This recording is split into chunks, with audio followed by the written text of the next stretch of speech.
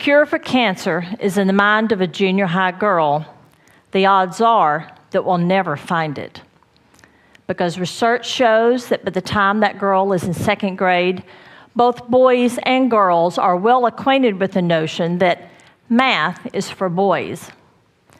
So by the time she reaches junior high school, she will have been laboring under those confidence-zapping stereotypes that say girls can't do things like math and science for at least half a dozen years.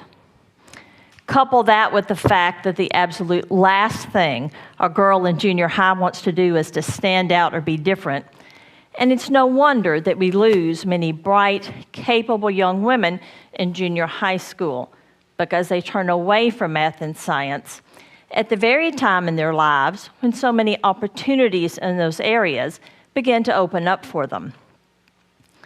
Now, it is true that by the time she reaches high school, that today in the United States, 50% of advanced placement calculus students are women.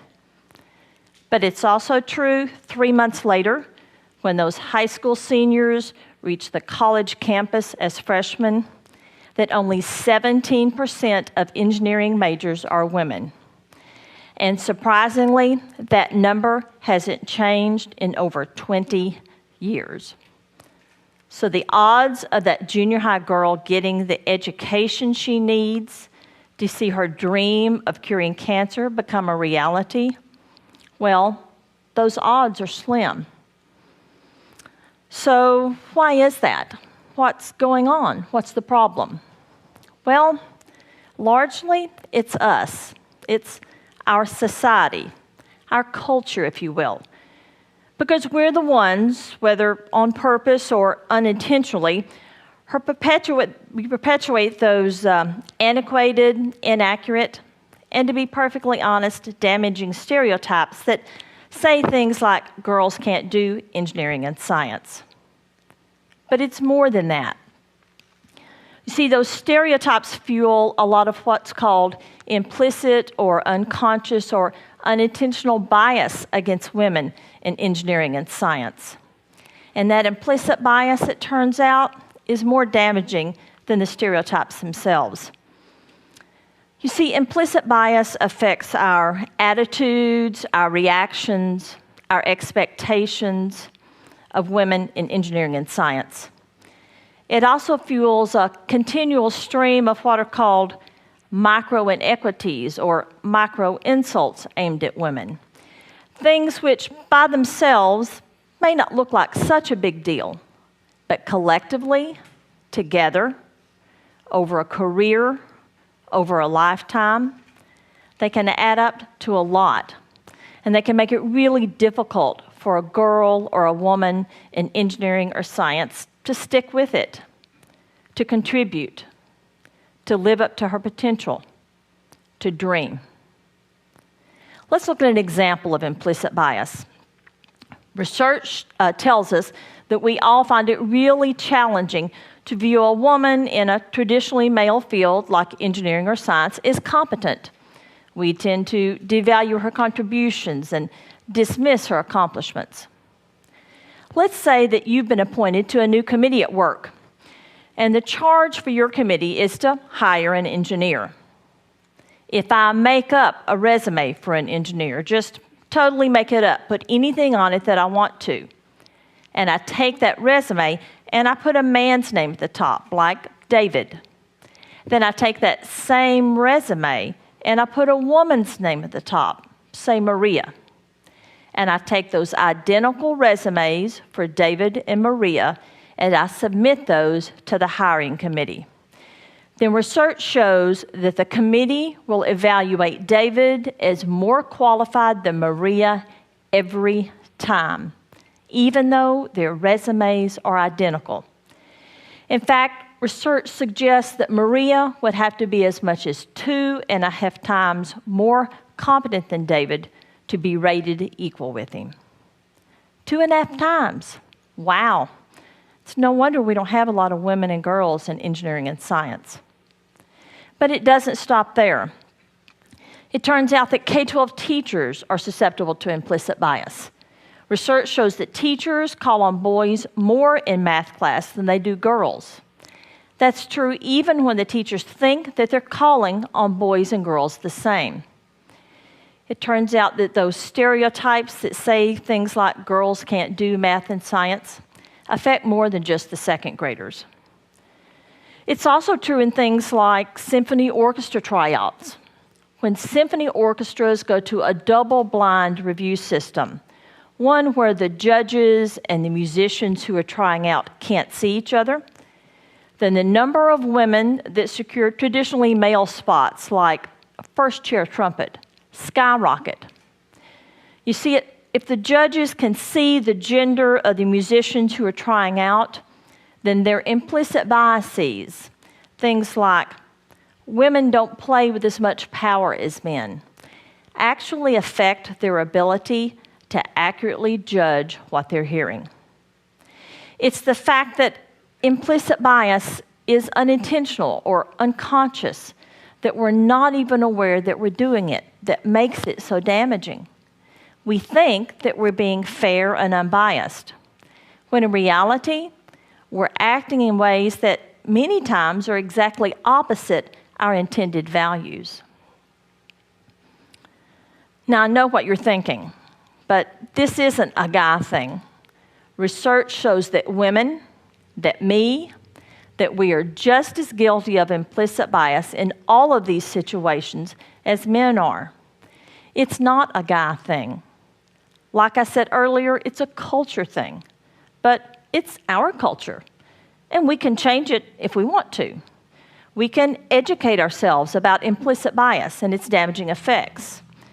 We can look out for its influence on our behavior and our attitudes.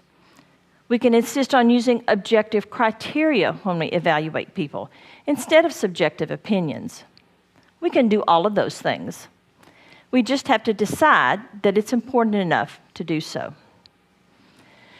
Now, while it's true that our society perpetuates a lot of stereotypes about who can do engineering and science, it's also true that we perpetuate a lot of stereotypes about the disciplines of engineering and science themselves. And those stereotypes turn girls away. I mean, we portray engineers as lonely nerds in white lab coats working on boring theoretical projects in laboratories, when in reality, research shows that girls, and increasingly today, all millennial students, both boys and girls, are far more interested in helping and doing good than they are in building a bigger, better, faster rocket ship. Fortunately, the opportunities to help and do good in engineering and science have never been greater. In 2004, the National Academy of Engineering came out with a list of what they called 14 grand challenges for engineering in the 21st century. Large, complex, interdisciplinary problems facing our world today.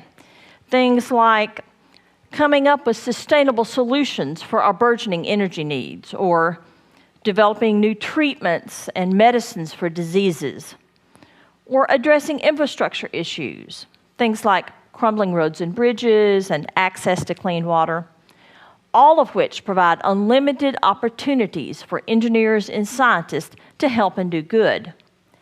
We just need to get that message out to our kids, to our second grade girls. Because if we wait until junior high or high school to start sending the message that a career in engineering and science can give you opportunities to make the world a better place, well, it's too late. So all of this may be well and good, you're thinking, but in the end, why does it really matter? Research shows that starting in kindergarten, that girls study more than boys do, that they value school more than boys do, that they make better grades than boys do. So it should be no surprise that women now outnumber men in college 3-2, and they're also more likely to graduate from college than men are. Now, I'm the mom of a 21-year-old son who's sitting back there, who's majoring in engineering in college. So on the one hand, I know that this data is telling us that we have got to do a better job of engaging boys in school. On the other hand, I know that the data is telling us that if we aren't attracting girls and women to engineering and science, then we aren't going to be producing many engineers or scientists. At the very time in our nation's history when we're under increasing pressure to maintain an innovative edge in the world economy and to solve increasingly complex and challenging scientific and technical problems, all of which requires a substantial pool of engineering and science talent. Something I might add that many other countries don't seem to have much problem producing. Moreover, if we want to solve those really challenging scientific and complex problems, it turns out that we need a diverse team. People of different genders, people from different races, people from different socioeconomic classes, different parts of the country. Because research shows if you want to come up with an innovative solution to a really challenging problem, then a diverse team will trump a team of experts every time. So, if we want that cure for cancer to be there when we need it, then we all have to work at getting the message out to our girls that not only can they do engineering and science, but that we need them to do engineering and science. We need them to dream about using engineering and science to make the world a better place. Because the dreams of that junior high girl aren't just the key to building her future, they're the key to building our future. Thanks.